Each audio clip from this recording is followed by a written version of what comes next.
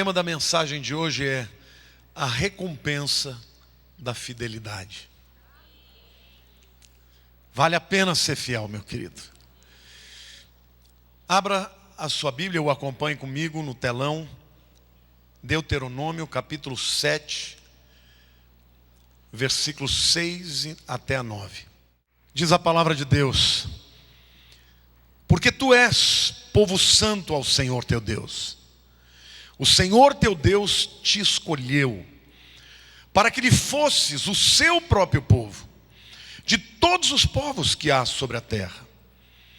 Não vos teve o Senhor afeição, nem vos escolheu porque fosseis mais numerosos do que qualquer povo, pois éreis o menor de todos os povos, mas porque o Senhor vos amava, e para guardar o juramento que fizera a vossos pais.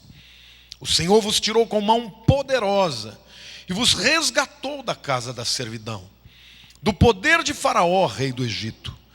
Saberás, pois, que o Senhor teu Deus é Deus, o Deus fiel, que guarda a aliança e a misericórdia até 1000 gerações aos que o amam e cumprem os seus mandamentos. Sabe, queridos, vocês sabiam qual era o livro da Bíblia mais amado por Jesus? O livro de Deuteronômio.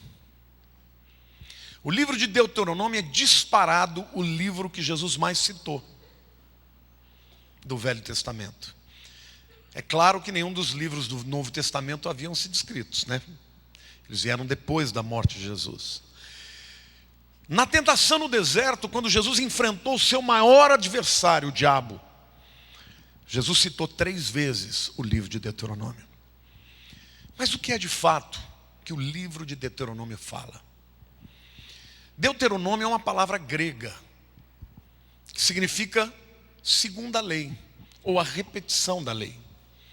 Na verdade, Moisés já estava bem velho, já havia cumprido quase que toda a sua missão na terra. Estava perto da sua morte. Os 40 anos no deserto já haviam terminado, estavam acabando. E agora uma geração inteira entraria na terra prometida. Então, naquele momento, Moisés faz um balanço da sua vida. Faz um balanço do que ele viveu, da experiência que ele viveu com Deus. Olha para trás e reconhece claramente que todos os feitos, todos os livramentos que o povo de Israel viveu tinha a ver com uma verdade: a fidelidade de Deus. E da mesma maneira, ele está como um pai preocupadíssimo, porque os seus filhos agora vão entrar numa nova etapa da vida. Numa etapa onde não há mais deserto, onde há a conquista da promessa, o sonho concretizado.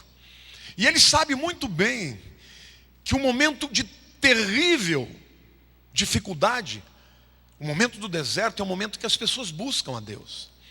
Mas no momento da abundância, no momento da conquista, da vitória, há o grande perigo de abandonar a fé. Então, o livro de Deuteronômio fala de maneira magistral sobre um tema tão importante para Deus e para todos nós, que é a fidelidade. E neste texto, queridos, a Bíblia nos ensina que há uma grande recompensa para a fidelidade. Olhe para a pessoa do teu lado e diga: hoje você vai aprender que há uma grande recompensa para a fidelidade. E neste texto que nós lemos, há 3 aspectos muito práticos, muito simples, mas ao mesmo tempo muito profundos a respeito da fidelidade. O primeiro aspecto, a primeira verdade, é que Deus é fiel. Diga assim: Deus é fiel. Isso é o que Ele é. Tem a ver com o caráter dele. Deus não pode ser infiel.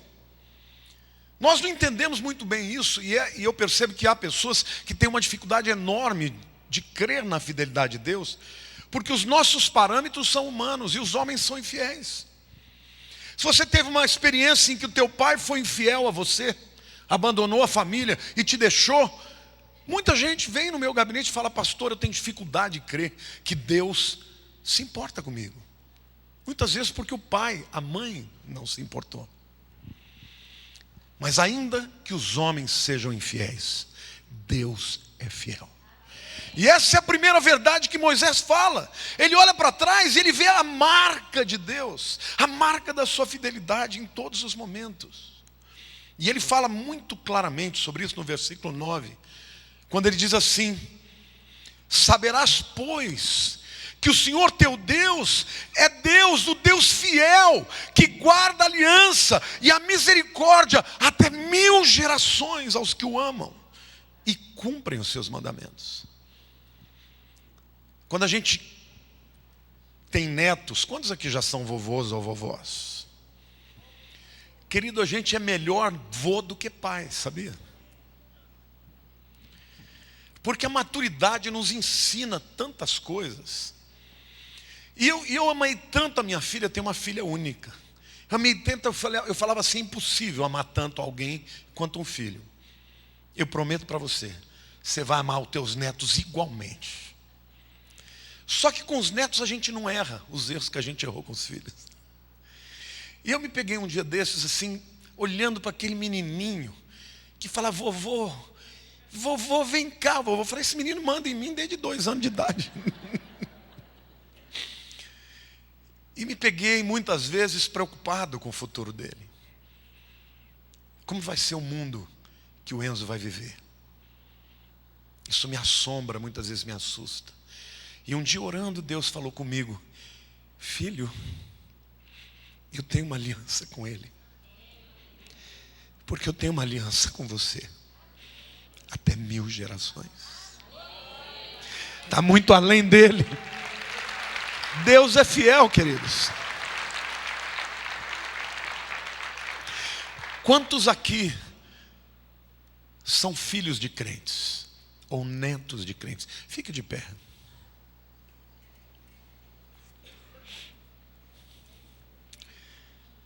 Você sabia que muito antes de você entregar a sua vida para Jesus, você já estava marcado? Deus já tinha te marcado, meu querido, por causa da aliança que os seus pais tinham com Ele, ou seus avós. Você pode aplaudir o Senhor e dizer: eu creio. Pode sentar. Agora eu quero perguntar: quantos aqueles que são a primeira geração? Fica de pé. Que você se converteu, não tinha ninguém antes de você. E o Senhor manda dizer para você que daqui para diante tem 1000 gerações que Deus tem aliança para os seus descendentes. Aplauda mais forte. Deus mudou, não foi só a tua vida não, Ele mudou a história dos seus descendentes. Pode sentar. Deus é fiel, isso é quem Ele é. Desde o Gênesis até o Apocalipse, a Bíblia fala da fidelidade de Deus.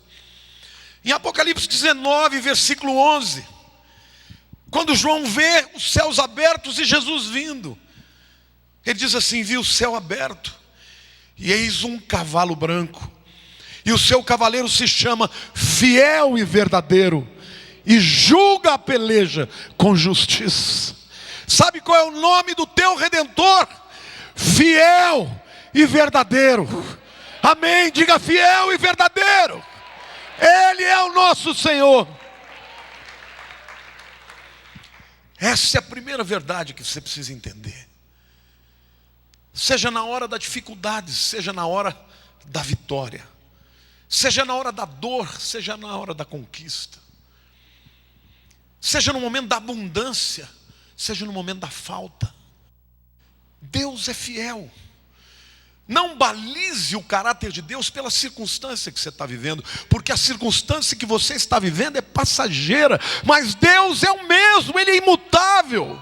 A palavra de Deus diz em Tiago 1,17: toda boa dádiva e todo dom perfeito desce do alto, vindo do Pai das luzes, em quem não há mudança nem sombra de variação.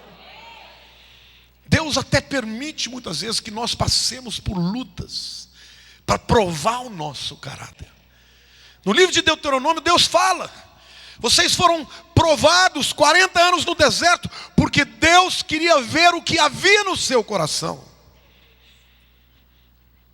Mas as circunstâncias são passageiras, a vida é cíclica. Uma hora a gente está em cima, outra hora está embaixo. Mas Deus não muda. Jó, chegou um momento da vida dele, queridos, que ele sabia que ele ia morrer.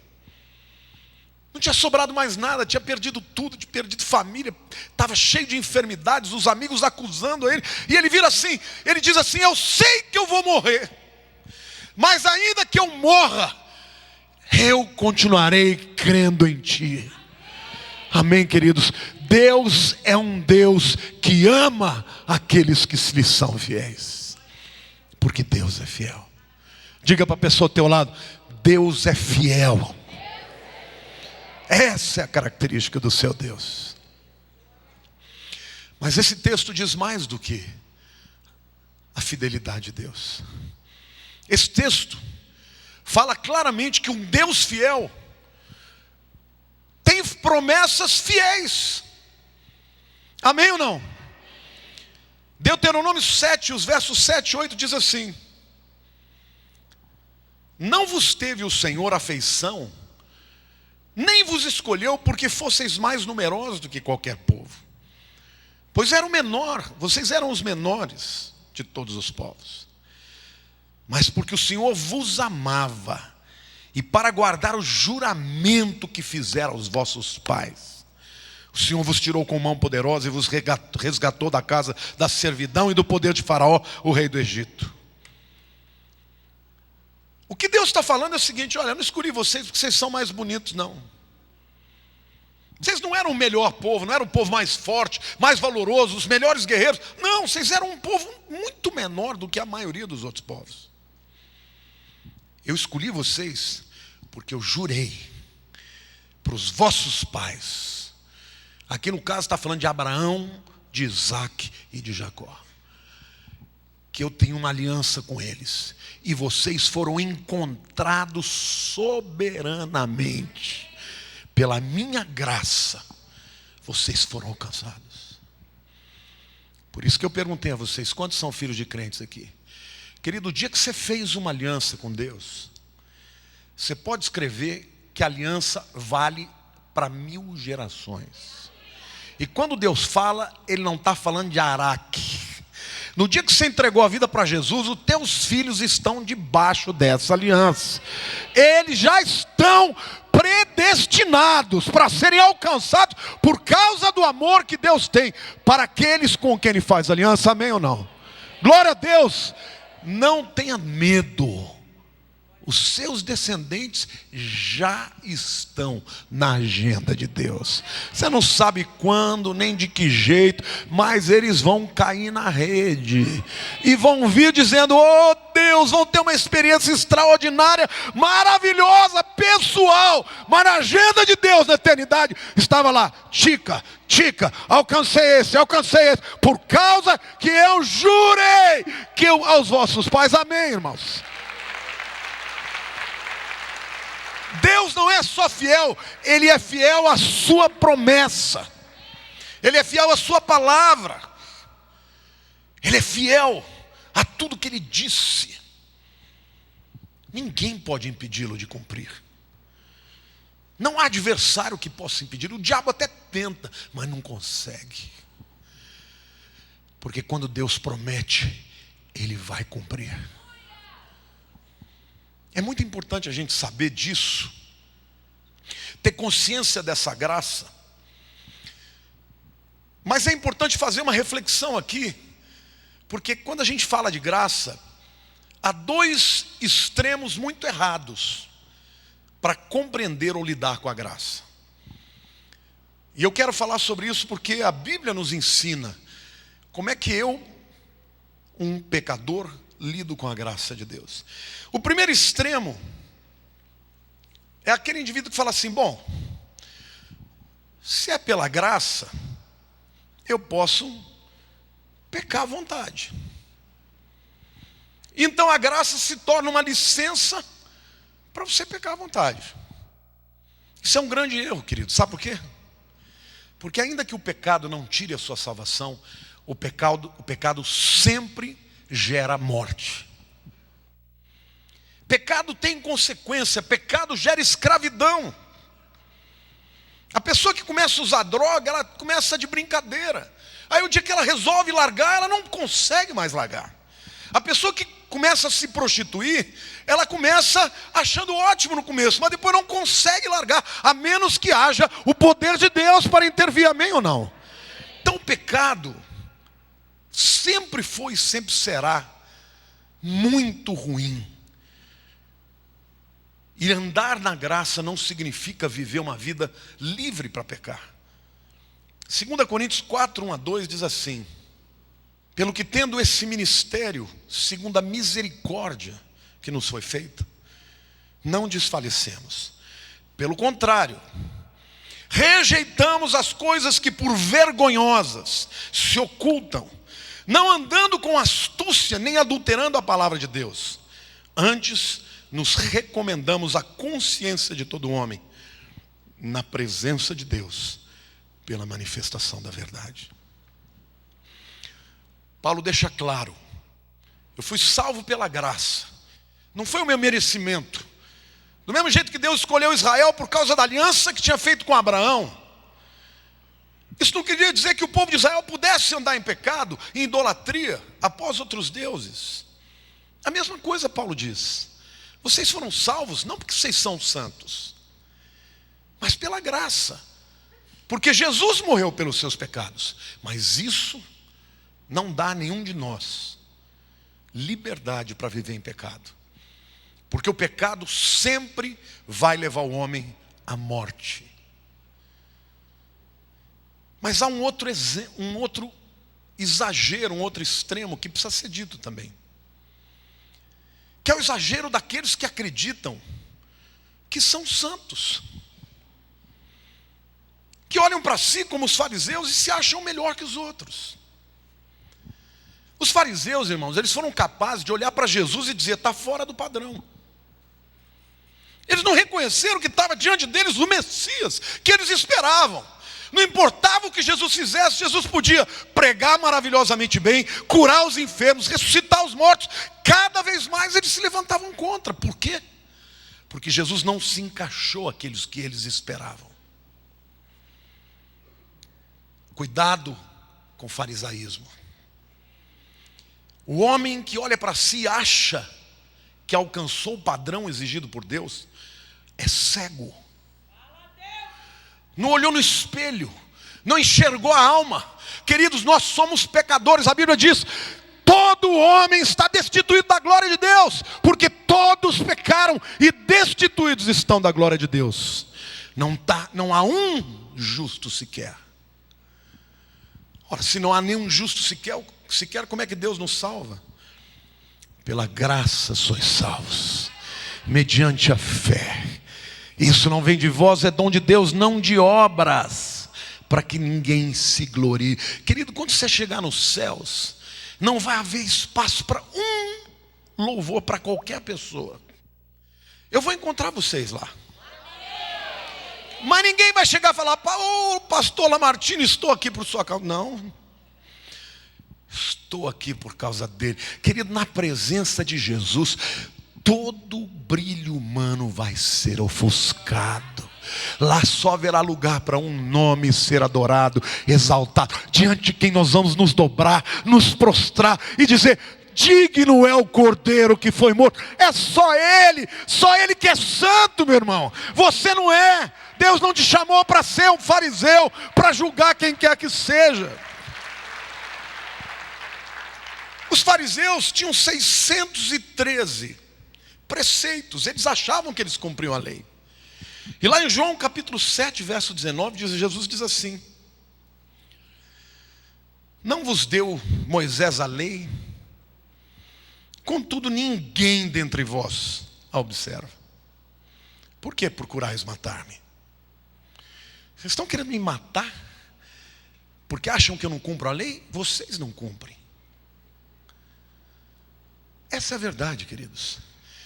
Jesus, quando foi escrutinizado por todos os que o julgaram, ninguém encontrou pecado nele. Até os fariseus, o sumo sacerdote teve que pagar a gente para mentir. Porque não havia nele dolo, não havia nele pecado, nem culpa. E se aquele que é santo, que nunca pecou, certa vez passando por Samaria, os samaritanos o rejeitaram, e João logo vira e fala: Senhor, se o Senhor quiser, eu mando descer fogo do céu para matar esses incircuncisos. Jesus falou: João, você não sabe que espírito você serve? O Filho do Homem não veio para condenar, mas para salvar o que se havia perdido.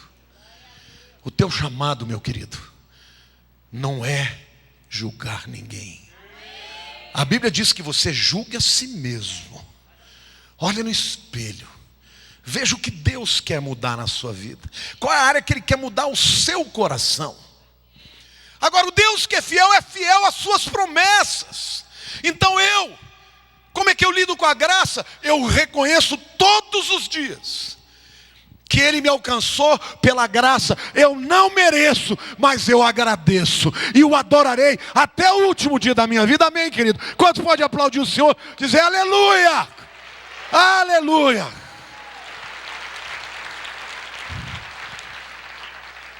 O que nos garante o benefício da fidelidade de Deus é a cruz.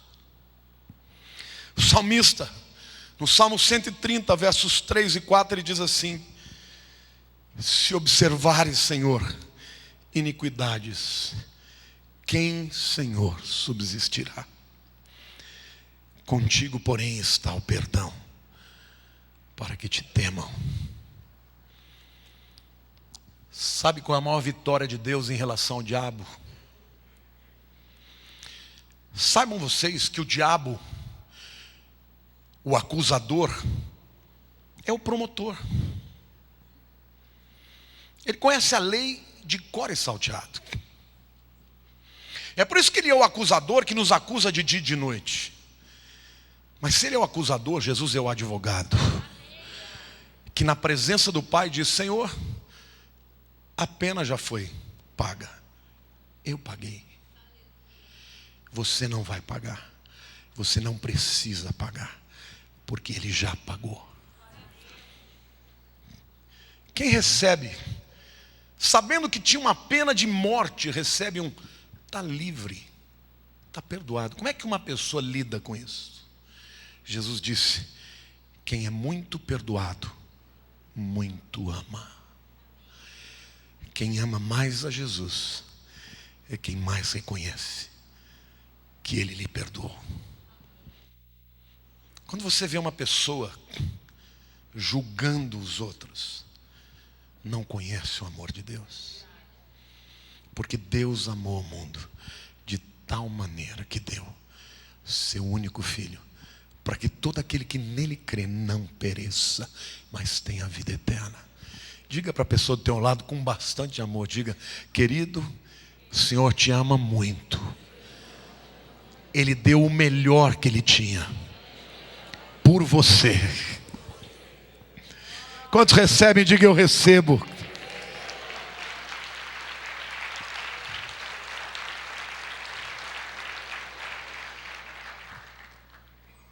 Mas o texto fala mais do que sobre um Deus fiel. O texto fala mais do que um Deus fiel, cumprindo as suas promessas e, portanto, um Deus cujas promessas são fiéis. O texto fala de um povo fiel. O versículo termina, o texto que nós lemos, de uma maneira muito simples, dizendo assim: o Senhor teu Deus é Deus fiel, que guarda a aliança e a misericórdia até 1000 gerações aos que o amam e cumprem os seus mandamentos. Olha para a pessoa do teu lado e diga assim: um povo que crê, diga, um povo de fé, tem que crescer em direção à fidelidade. Sim ou não? Porque tem diferença ou não? Uma coisa é você crer que Deus existe, crer que Deus morreu por você, outra coisa é ser fiel a Ele. E o que o apóstolo Paulo está dizendo, agora eu quero que você leia comigo, lá em Coríntios, texto de Coríntios, capítulo 15, verso 58. 1 Coríntios 15, 58. Portanto, meus amados irmãos, sede firmes, diga firmes, inabaláveis, diga inabaláveis, e sempre abundantes na obra do Senhor, diga abundantes na obra do Senhor, porque no Senhor o vosso trabalho não é em vão. Amém, irmãos? Não é em vão, essa é a maior recompensa. Não há nada que você faça para Deus que não seja computado, que não lhe traga uma resposta positiva. Não só na terra, mas no céu também. E Moisés está dizendo isso para o povo, porque ele sabe muito bem que quando o povo entrasse na terra e o deserto acabasse, eles teriam a tendência de se afastar de Deus. No capítulo seguinte, no capítulo 8, ele diz assim: olha, vocês vão entrar numa terra que vocês vão colher o que não plantaram. Vocês vão habitar em casas que vocês não construíram. Então, não se esqueçam de uma coisa: é Deus quem lhes dá a capacidade de adquirir riquezas. E eu vou dizer uma coisa para você: é mais fácil ser fiel na dureza do que na abundância. Muitas pessoas, quando vivem a abundância, se desviam de Deus. E por que Deus nos adverte? Porque Ele nos ama e Ele quer nos abençoar. Diga para a pessoa do teu lado: o propósito de Deus para você não é o deserto, é a terra prometida. Diga: mas se você se desviar, Ele vai botar deserto na tua vida. Porque Deus quer que você esteja bem com Ele. Ele não quer que você se afaste dEle. Então, o que a gente tem que pedir a Deus é capacidade. Salomão, o homem sábio, entendeu isso. Ele falou: Senhor, não me dê tão pouco para que eu não me revolte contra Ti, mas não me dê tanto para que eu me afaste de Ti. Nem todo mundo tem capacidade de enriquecer e continuar fiel a Deus. Às vezes eu pergunto para Deus: Deus, por que o dinheiro do mundo está na mão dos ímpios? Porque Mamon faz isso, irmão. Ele dá, o indivíduo pode fazer tudo quanto é coisa errada, porque ele vai aplaudir: vai continuar ficando pior ainda, então eu te dou mais. Deus não. Ele só bota o dinheiro para valer na mão de quem ele sabe que vai suportar essa prosperidade sem se afastar dele. Não tem nenhum problema de você pedir a Deus prosperidade. Não existe. Muito pelo contrário. Se Deus vai fazer a obra, Ele precisa de gente que tenha dinheiro. Mas se isso vai te afastar dele, Ele vai fechar a torneira. Quantos aqui querem prosperar? Quantos querem entrar na terra prometida? Então diga: Senhor, ajuda-me a ser fiel em todas as circunstâncias. Amém? Tanto no deserto quanto na terra prometida. E Moisés, então, nesse momento que ele vai discursar sobre a fidelidade, ele aborda o tema de uma maneira muito prática. Ele fala sobre guardar, sobre cumprir. E tanto essas duas palavras dizem respeito, querido, à resiliência, à persistência, à perseverança. Fidelidade é um atributo, é uma característica de alguém que é consistente na fé.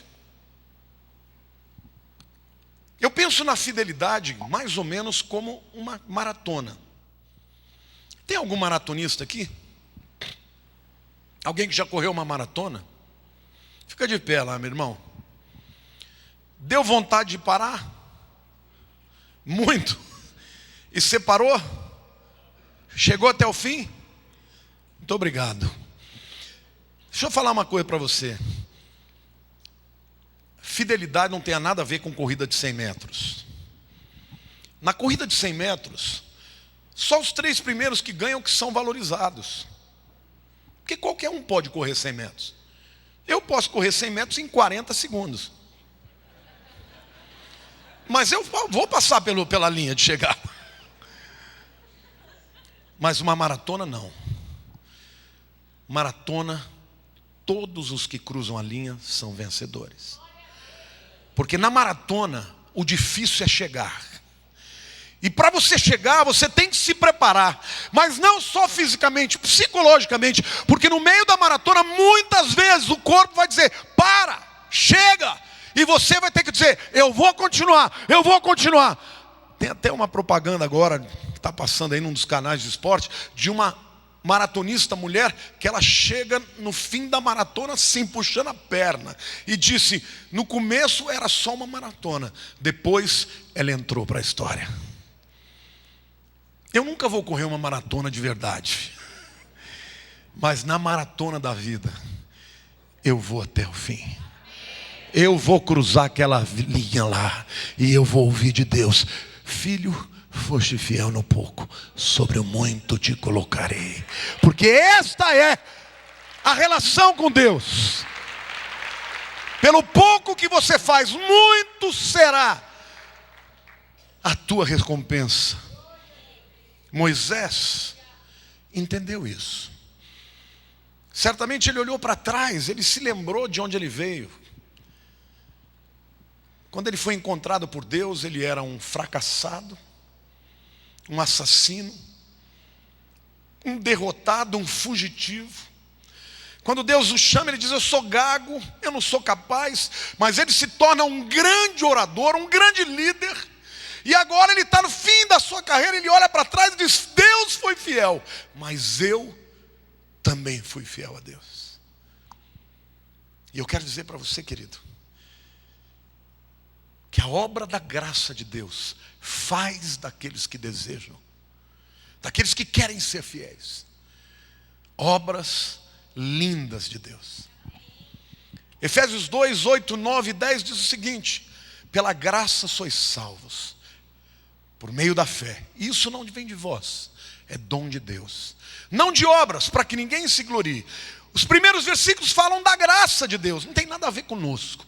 Mas os versos seguintes dizem, pois fostes criados em Cristo Jesus para as boas obras. E diz mais, de que nós somos feitura dele.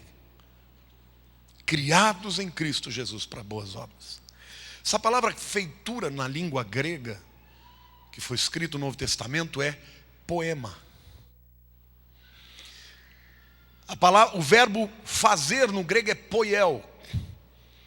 Feitura, obra, é poema. Sabe o que a Bíblia está dizendo? Que quando Jesus opera na tua vida, você se torna um poema. Um poema de amor lindo, que conta a história da fidelidade de Deus para com você e de você para com Ele.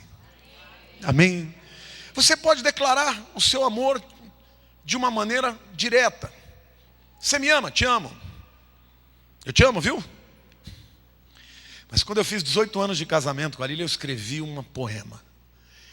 Eu ficava pensando em quem ela era e como ela era minha musa, como ela era a pessoa mais importante para mim. E quando eu terminei aquela poesia, eu falei, uau, ela vai ficar totalmente apaixonada. É assim que Deus faz conosco. Quando Jesus chamou os seus discípulos, queridos, Ele fez uma promessa para eles. Vinde após mim, e eu vos farei pescadores de homens. A obra de Jesus é de construir, nunca destruir. A obra de Jesus é de fazer e não desfazer. E quando alguém se coloca nas mãos de Jesus, Ele faz uma obra. No começo Pedro era intempestivo, falador, garganta. Mas Jesus fez dele um grande líder. Por causa do seu amor, por causa da sua paciência. Deus quer fazer isso na tua vida. Não existe nada que o diabo tenha desfeito em você, que ele não possa refazer. Porque a obra de Deus é isso. Onde Deus põe a mão, Ele constrói, traz a vida. Amém, querido? Não perca a esperança. Creia na fidelidade de Deus, mas seja fiel a Ele. Ser fiel até a morte. E dar-te-ei a coroa da vida. A coroa não virá antes de você cruzar a linha.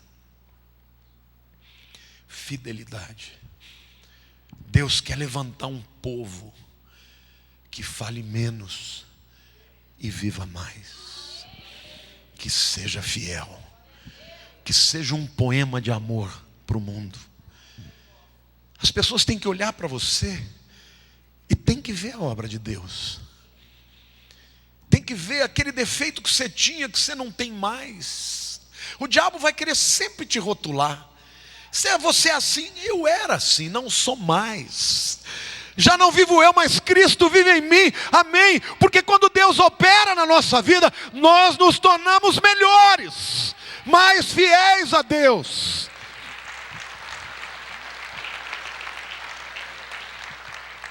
E vamos combinar.